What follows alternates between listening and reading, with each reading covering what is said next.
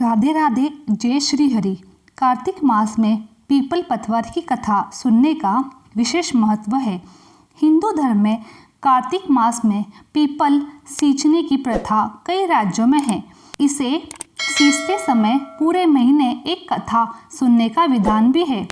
गुजरी सास व बहू इस कथा नियत के साथ सुनने पर और पूजा का फल इसके बाद अवश्य मिलता है।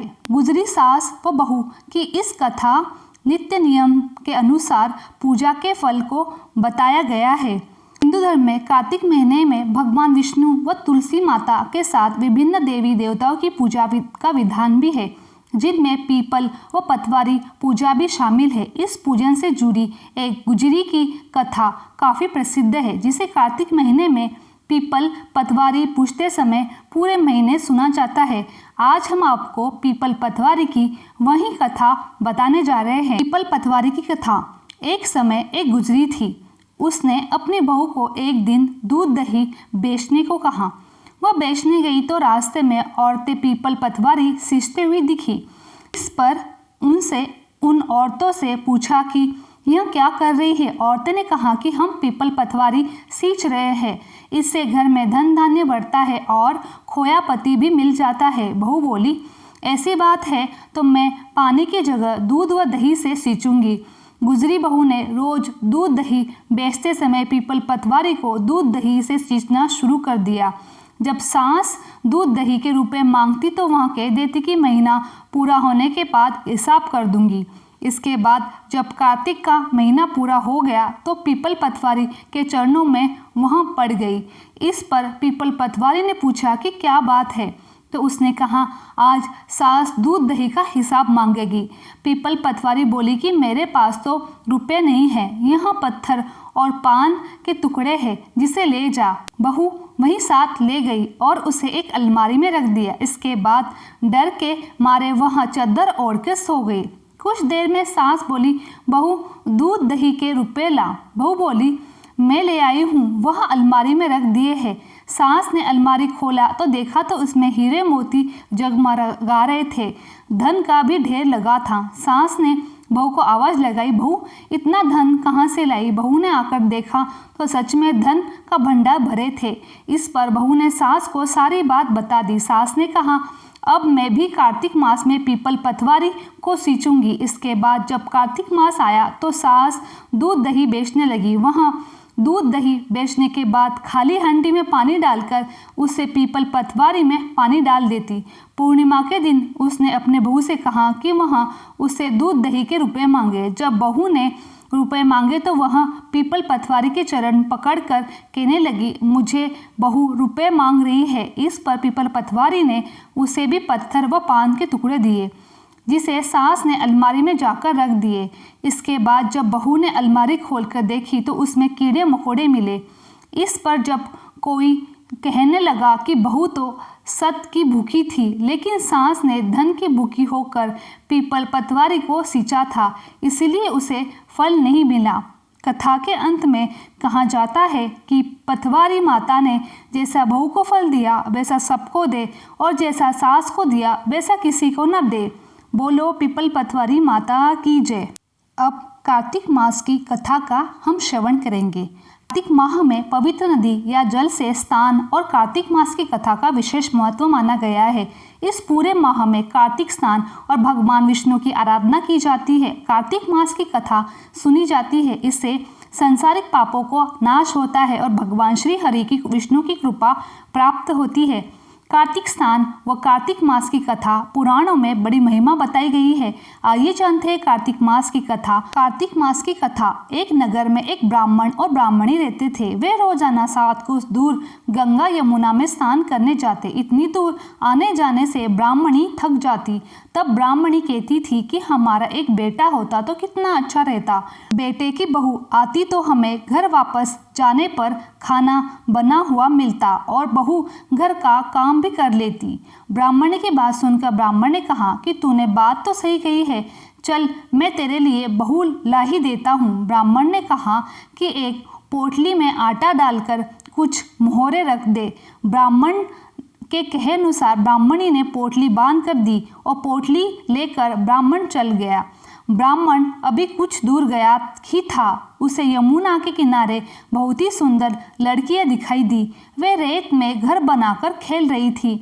उनमें से एक लड़की ने कहा कि मैं अपना घर नहीं बिगाड़ूंगी, मुझे तो रहने के लिए घर चाहिए। लड़की की बात सुनकर ब्राह्मण मन ही मन सोचने लगा कि बहू बनाने के लिए यही लड़की सही है।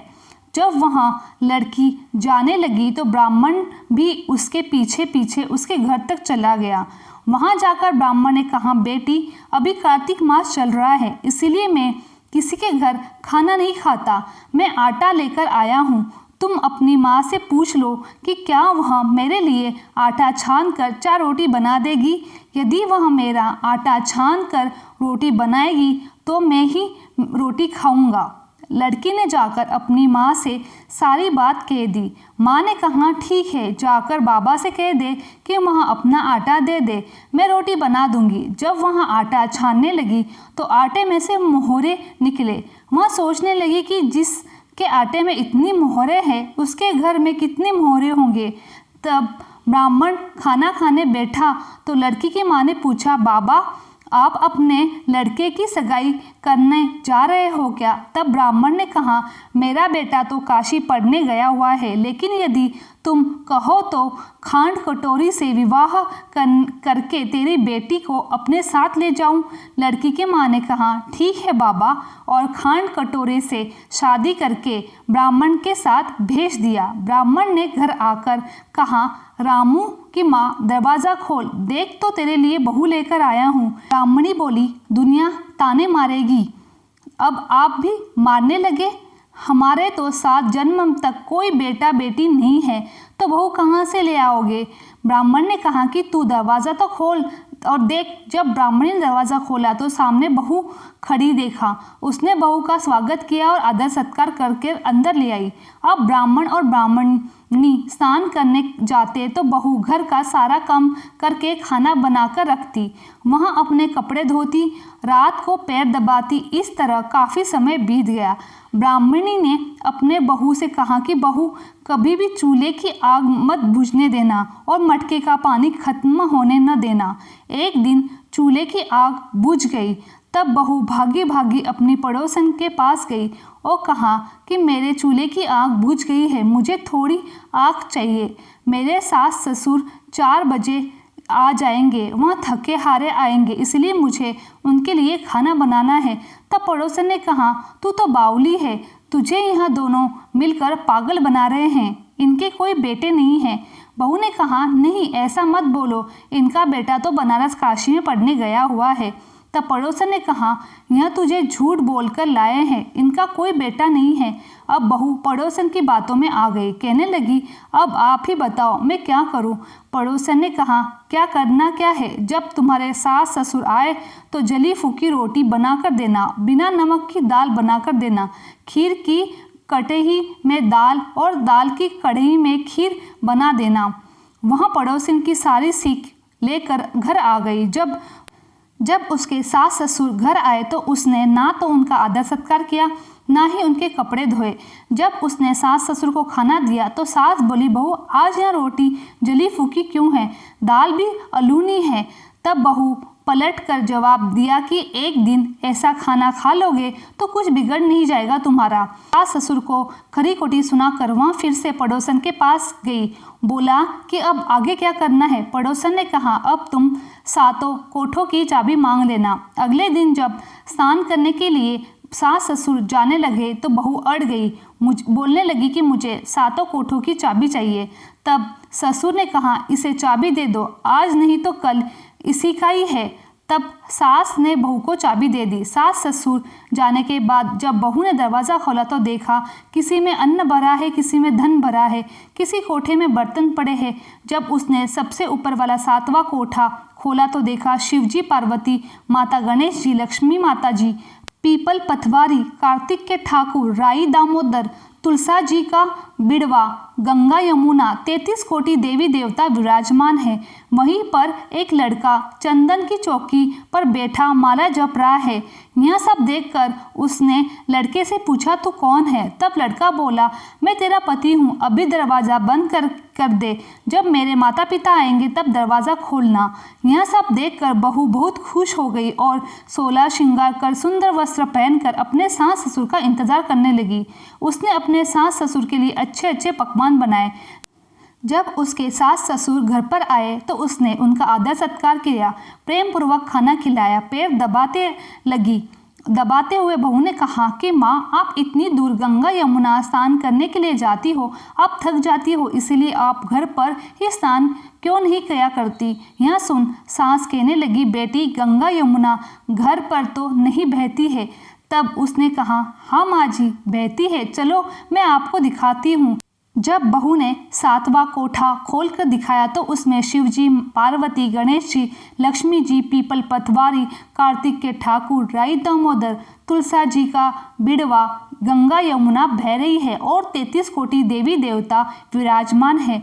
वहीं चौकी पर एक लड़का माला जप रहा है। माँ ने कहा, बेटा तू कौन है? लड़का बोला, माँ तेरा बेटा हूँ। तब ब्राह्मणी ने पूछा, तू कहाँ से आया है? लड़के ने जवाब दिया, मुझे कार्तिक देवता ने भेजा है।